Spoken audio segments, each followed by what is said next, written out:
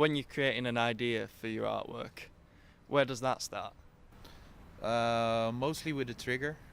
So in this was like four endangered species, which we went to research in which kind of animals were endangered and which kind of animals were related to areas, and that was our inspiration. And we started designing and building them, and after that we produced them.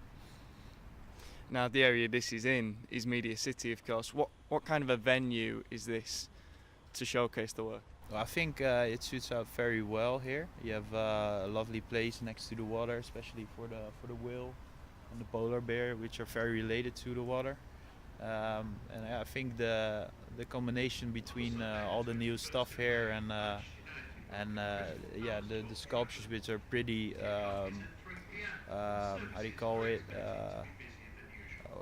well formed. You know, it's are like triangular shapes. It's not very common to see them in nature, so I think it's a good combination between architecture and the newness of this area.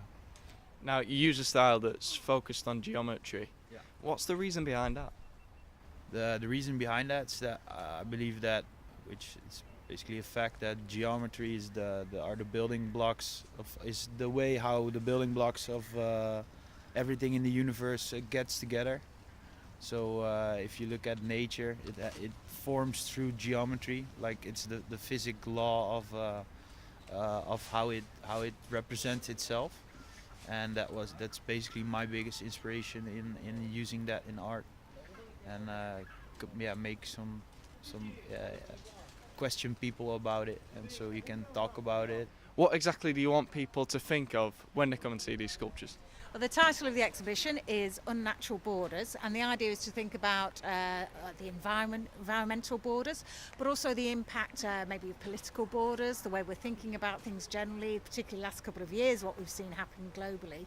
But essentially the humankind impact on what's happening to the world, and we've taken 4 endangered species here to look at. So we have the polar bear, we have the red squirrel, we have the bumblebee, and also the humpback whale, and the idea is kind of sort of to look at that globally, but 2 of those are indigenous to the UK as well. So we really wanted people to reflect, I suppose, in terms of what we're doing individually in our everyday lives, but also what's happening in terms of the way things are moving and the way we can help to maybe improve things.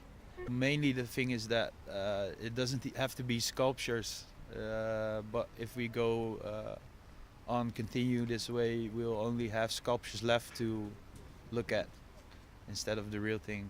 We do a lot of animals because yeah, it's wonderful creatures all around the world, but these are very quite outspoken. They're white, they're quite large, which are very suitable for outdoor stuff. Because this exhibit's in a public place, you've got your usual art crowd who are coming along specifically to look at this, but you've got passers-by who are going to notice it too.